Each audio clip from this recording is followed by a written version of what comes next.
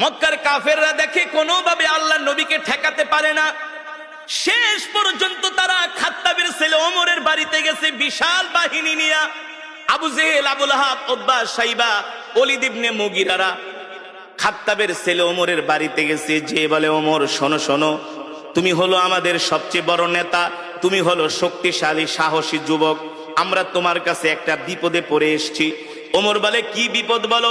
বলে, এই মুহাম্মদ আমাদের বিরুদ্ধে অপপ্রচার করে, এই মুহাম্মদ বানায়া বানায়া কবিতা বলে সেটাকে কোরআন বলে চালায় দেয়। ওমর বলো, আমরা তো মুহাম্মদের এই কর্মকাণ্ড মেনে নিতে পারি না। বলেন নাউজুবিল্লাহ। ওমর ছিলেন বুদ্ধিমান, জ্ঞানী। ওমর ছিলেন, এ কারণে একটা প্রবাদ বাক্য আছে, মূর্খ বন্ধুর চেয়ে জ্ঞানী শিক্ষিত শত্রুও ভালো। আবু জেহেল আগে ছিল শিক্ষিত, এখন হয়ে গেছে মূর্খ। কারণ ছিলেন আবাল হেকাম, হেকমতের অধিকারী, জ্ঞানের বাবা, এখন হয়ে গেছেন মূর্খের বাবা আবু জেহেল। এই মূর্খ শয়তান আয়েশা বলে, ওমর শোনো, মোহাম্মদ খুব ডিস্টার্ব করতেছি, মোহাম্মদকে তোমাকে ছাড়া কেউ দমাতে পারবে না, তোমাকে ছাড়া কেউ দমাতে পারবে না। ওমর বলে, বলো কি করা যায়? বলে, মোহাম্মদ রে সাইজ করো। নাউজুবিল্লাহ বলবেন না? আরে আল্লাহ নবীকে সাইজ করবে পৃথিবীতে এমন কারো ক্ষমতা আছে নাকি? শক্তি আছে নাকি? এই কোরআন তো কারো বানানো কোরআন না, এই কোরআন তো আল্লাহর জবানের কালাম। যে কোরআনের বিরুদ্ধে কথা বলে সে আল্লাহর বিরুদ্ধে কথা বলে। আর আল্লাহর জমিনে আল্লাহর নেয়ামত খায়া যে আল্লাহর কোরআনের বিরুদ্ধে কথা বলে, তার অপমান ছাড়া, লাঞ্ছনা ছাড়া কোনো উপায় নাই। আছে? এবার ওমর বলে, বলো আমি কি করতে পারি? আবু জেহেল বলে, ডাইরেক্ট অ্যাকশন, মুহাম্মদ রে শেষ করে দাও। আরো জোরে বলেন নাউজুবিল্লাহ। মুহাম্মদ রে মক্কা থেকে বের করে দাও। ওমর বলে, ঠিক আছে, নেতার দায়িত্ব দিছেন, আমি চিন্তা ভাবনা করি কি করা যায়। হেদায়েতের মালিক কি?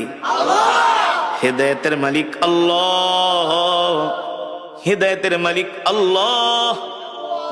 হযরত ওমর বলে, ঠিক আছে, আমি চিন্তা করে দেখি মুহাম্মদকে কি করা যায়। হযরত ওমরের মন খারাপ, চিন্তা করতেছে কি করা যায়। আবু জেহেলের কথা শুনবে, আবু জেহেলের কথা শুনে কি আল্লাহ নবীকে অপমান করবে না কি করবে? হযরত ওমর চিন্তায় পড়ে গেলেন। তিনি মনে মনে সিদ্ধান্ত নিলেন, মূর্খ আবু জেহেলের কথা শুনে আল্লাহর নবীর সাথে বেয়াদবি করা ঠিক হবে না। তিনি শিক্ষিত মানুষ, মনে মনে ভাবতেছে, একটা কাজ করি, আগে যাই আমি নিজের চোখে মোহাম্মদকে একটু অবজারভেশন করি, আমি নিজে যে একটু মোহাম্মদকে দেখি, গতিবিধি লক্ষ্য করি, তার সাথে কথা বলি। কারণ একটা মানুষকে শুধু শুধু না যাই না শুই না তার গায়ে হাত দেওয়া, তাকে অপমান করা, এটা মূর্খতা ছাড়া আর কিছুই না। ঠিক কিনা বলে? দেখবেন মূর্খ মানুষ যদি শোনে চিলে কান নিয়ে গেছে, কানের দিকে না তাকায় চিলের পিছনে দৌড়ায়। এমন কিছু স্বভাবের মানুষ সমাজে আছে কি আছে না? ঠিক মক্কার কিছু মূর্খ মানুষরা এই স্বভাবের ছিল। ওমর ছিলেন বুদ্ধিমান, বলে, না না না, আবু জেহেলের কথায় কান দেওয়া যাবে না। আগে আমি মোহাম্মদকে যে নিজের চোখে দেখি, তার সাথে কথা বলি, তারপরে দেখি কি করা যায়। আল্লাহ নবী বাইতুল্লাহ নামাজ পড়তেছেন।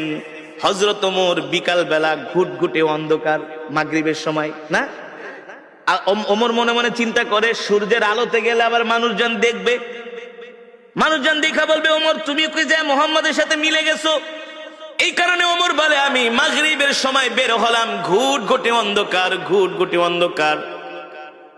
হযরত ওমর মাগরিবের সময় অন্ধকারে বের হলেন। আস্তে আস্তে করে হাঁটতে হাঁটতে তিনি বাইতুল্লাহর চত্বরে গেলেন, যেটা কাবা শরীফ। কোনটা? যেটা কাবা শরীফ, সেখানে গেলেন। হযরত ওমর বলে, আমি যে কাবার দেয়ালের পাশে লুকায় আছি, পালিয়ে আছি, যাতে মুহাম্মদ আমাকে না দেখে। আমি দেখি সুন্দর সুদর্শন একজন পুরুষ, সুন্দর সুদর্শন, অপরূপ সৌন্দর্যের অধিকারী। সুবহানাল্লাহ। হযরত ওমর বলে, আমি প্রথম মুহাম্মদকে দেখলাম, আমি তার সামনের সাইড দেখি নাই, শুধু পিছনের সাইড দেখছি। তার হাতগুলো এত সুন্দর, তার আঙ্গুলগুলো এত সুন্দর, পিছন থেকে তার কানগুলো এত সুন্দর। আমার নবীর চুলগুলো ছিল কোকড়া কোকড়া, অত কোকড়া না, অত লম্বাও না। সুবহানাল্লাহ। হযরত ওমর বলে মুহাম্মাদের চুলগুলো আমি আল্লাহর নবীর চুলগুলো আমি পিছন থেকে দেখলাম, দেখি তিনি নামাজে দাঁড়ায় আছেন, তার চুল বেয়ে বেয়ে ঘাম পড়তেছে, আমার কাছে মনে হলো এক একটা মুক্তার দানা ঝরতেছে। হযরত ওমর বলে আমি মুহাম্মাদের পিছনে দাঁড়ায় তাকে দেখতেছি, দূর থেকে দেখতে তার এত সুন্দর আকর্ষণীয় বডি ফিগার, সুবহানাল্লাহ। আমার নবী কেমন সুন্দর ছিলেন, কেমন সুন্দর ছিলেন, এমন সুন্দর, এমন সুন্দর পৃথিবীতে আল্লাহ তাআলা এত সুন্দর করে পৃথিবীতে কাউকে বানায় নাই, আর বানাবেও না। হযরত ওমর বলে আমি এবার মুহাম্মাদের পিছন দিকে দেখতেছি, মনে আছে নাকি? ওই যে হযরত ওমর বলে আমি বাইতুল্লাহ গেলাম মুহাম্মদকে অবজারভেশন করার জন্য, পরীক্ষা করার জন্য। আবু জেহেলদের কথা শুনা খামাকা মুহাম্মদের সাথে খারাপ ব্যবহার করব না, আগে নিজের চোখে যায় আমি মুহাম্মদকে দেখি আসলে সে ব্যক্তিটা কেমন। এবার হযরত ওমর বলে আমি পিছনে দাঁড়ায় দাঁড়ায় মুহাম্মাদের পিছনের সৌন্দর্য দেখাই আমি পাগল হয়ে গেছি। আল্লাহু আকবার। আরে এত সুন্দর মানুষটা মিথ্যা কথা কিভাবে বলে? এটা তো হইতে পারে না। মক্কার কাফেরা বইলা গেছে এ ওমর, মুহাম্মদ হলো একটা মিথ্যাবাদী, মুহাম্মদ হলো একটা পাগল। বলেন নাউজুবিল্লাহ। মুহাম্মদ হলো একটা জাদুকর। হযরত ওমর বলে আমি পিছনের দিকে তাকায় তাকায় দেখতেছি মুহাম্মদের সৌন্দর্য এত সুন্দর, আর তার চেয়ে বড় সুন্দর হলো মুহাম্মদ এত চমৎকার কইরা কইরা কোরআন পড়ে, কোরআন পড়ে। আল্লাহু আকবার। জোরে বলুন আল্লাহু আকবার। আল্লাহর নবী কোরআন পড়তেছেন, হযরত ওমর পিছনে দাঁড়ায় দাঁড়ায় শুনতেছে, আর মনে মনে ভাবি মক্কার কাফেররা তো আমাকে ঠিকই বলছে, মনে হয় এই লোকটা বানায় বানায় কবিতা বলে, নালে এত সুন্দর ছন্দে ছন্দে কিভাবে সে মিলায় মিলায় বলে। আল্লাহু আকবার। আল্লাহ নবী কোরআন পড়তেছেন, আর ওমর চিন্তা করতেছেন আরে মোহাম্মদ মনে হয় বানায় বানায় কবিতা বলে। আল্লাহ নবী বলে ওমা হুয়া বিকাউলি শাইর কলিলাম মা তুমিনুন। আল্লাহু আকবার। আল্লাহ নবী বলে এ তুমি আমাকে কবি বলতেছো, আমি কবি না, আমি হলাম নবী, যদি তুমি স্বীকার করো ইমানদার হও। আল্লাহু আকবার। ওমর কয় কিরে এই লোকটারে যে আমি কবি বলছি এটা সে জানে কিভাবে? ওমর তো বলতেছে মনে মনে, বুঝেন নাই?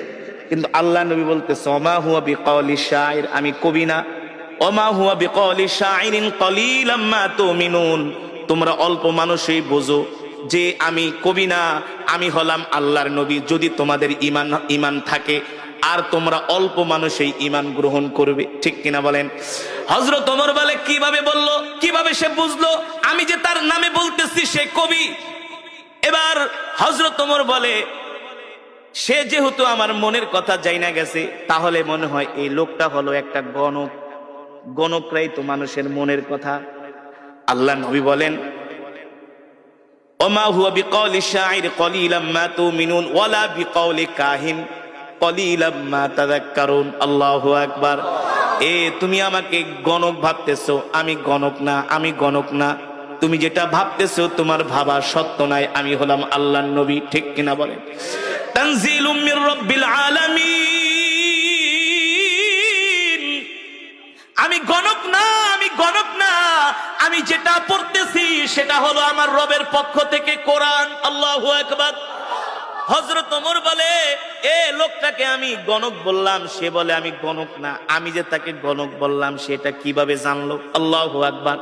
আবার বলতেছে আমি যেটা তেলাওয়াত করতেছি এটা হলো আমার রবের পক্ষ থেকে আমাকে দেওয়া কোরআন। হযরত ওমর অবাক হয়ে গেল যে আমার মনের কথা এই লোক কিভাবে জানে। এখন রহস্য লাগছে কি লাগছে না? হযরত ওমর বলে এই রহস্যর উদ্ঘাটন আমাকে করতেই হবে, আর যদি রহস্যর উদ্ঘাটন করতে হয় তাহলে তো আল্লাহর নবীর সাথে কথা বলতে হবে, কথা না বলে তো আর রহস্যর উদ্ঘাটন করা যাবে না। হযরত ওমর দাঁড়ায় আছে, আল্লাহর নবী যখন নামাজ শেষ করলেন, আল্লাহর নবী তার হুজরার দিকে যাবেন, হযরত ওমর যায় তার পথ রোধ করলেন, বললেন ইয়া মুহাম্মদ কিফ, ও মুহাম্মদ দাঁড়ান, আপনার সাথে আমার কিছু কথা আছে।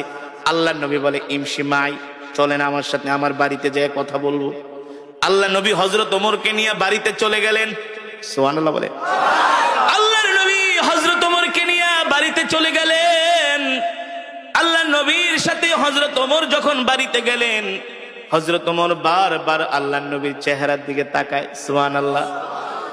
আর সে নিজে নিজে মাপতেছি, ভাবতেছি, চিন্তা করতেছি, আল্লাহর নবীকে বোঝার চেষ্টা করতেছে। মক্কার সব কাফেরেরা যার বিরুদ্ধে, আমি আজকে তার সামনে।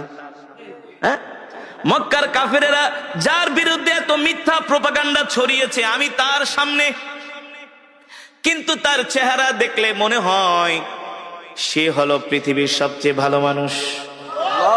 তার সাথে কথা বললে মনে হয় তার মতো এত সুন্দর আখলাকওয়ালা, ব্যবহারওয়ালা মানুষ মক্কার জমিনে একজনও নাই। জোরে বলেন আল্লাহু আকবার। আরে জোরে বলুন আল্লাহু আকবার। হযরত ওমর বলে, সেই দিনই আমি আল্লাহর নবীর জবানে কোরআন শুনে আমি ইসলামের প্রতি আমি দুর্বল হতে লাগলাম। দুর্বল হতে